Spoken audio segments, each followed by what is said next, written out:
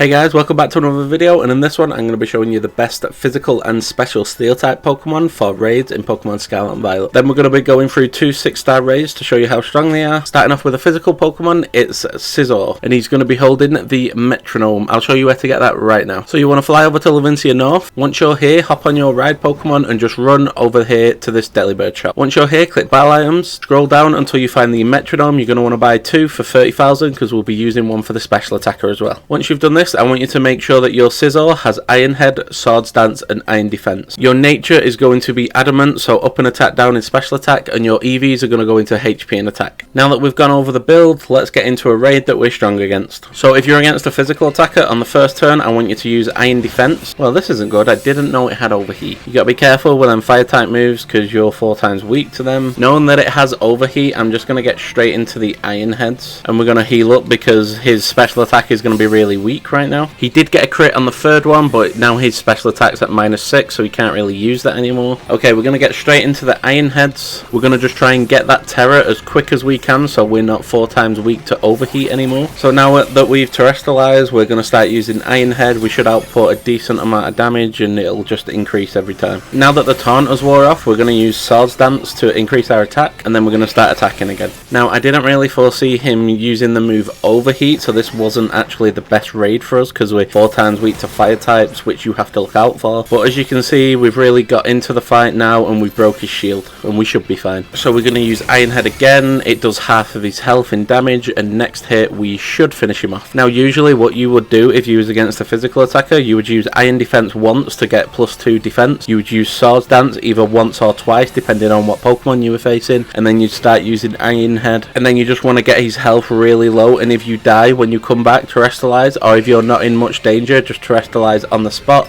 and finish him off there. So we're going to use Iron Head once more and it should finish him off, which it does. And even though we was 4 times weak to one of his strongest moves and nearly died in one shot, we still managed to clear the raid with about a quarter of the time left. Now our special Pokemon is going to be Magnezone. You should have that Metronome from earlier, so you want to equip that onto him. And our moves are going to be Flash Cannon and Metal Sound. You're going to want the hidden ability Analytic, which if you move last in the turn, your damage is increased by 30%. Your EVs are going to want to go into special attack and HP, and your nature is going to be Modest, which is up in special attack, down in attack. Now let's get into that 6-star raid. Now as we learned from earlier, this thing does have Overheat. However, it shouldn't do that much damage to Magnezone as it did to Scizor because we're only 2 times weak to it. So it has used Taunt, so we can't start off with Metal Sound like we would normally. So we're just going to use Flash Cannon. So we use Flash Cannon and it does a little bit of damage. The Revivroom doesn't use Overheat, but it does flinch us. And then we use Flash Cannon on the next turn. It looks like it's just settling for an Iron Head instead of an Overheat. It does use Overheat this time and gets a critical hit. So we use Flash Cannon again.